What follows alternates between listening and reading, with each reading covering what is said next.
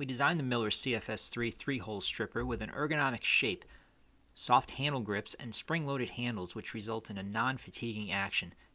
This gives the installer precise control while stripping fiber. An added safety lock allows the tool to be easily stowed when not in use. The tool is made of high-carbon hardened steel with precise tolerance hole profiles, and every tool is calibrated and preset from the factory.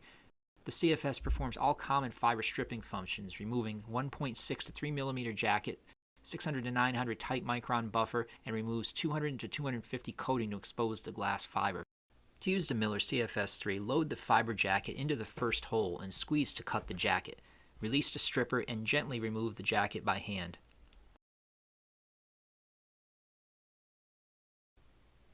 Ripley offers many different Kevlar shears depending on your need and specific end use. Today we're using the Miller KS1 to cleanly cut the exposed Kevlar down to the jacket. Next, place the 600 to 900 micron tight buffer into the second hole. Squeeze the jaws together tightly and push the tool away, and you'll remove the buffer tube coating cleanly. Notice the clean cut transitioning from the 900 to 250 micron.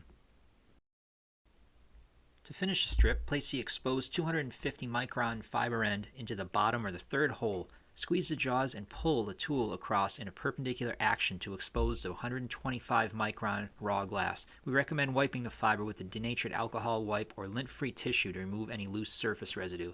The CFS-3 produces a clean and precise strip with no nicks or scratches to the glass fiber. This concludes today's demonstration of the Miller CFS-3. No fibers were harmed in the making of this video.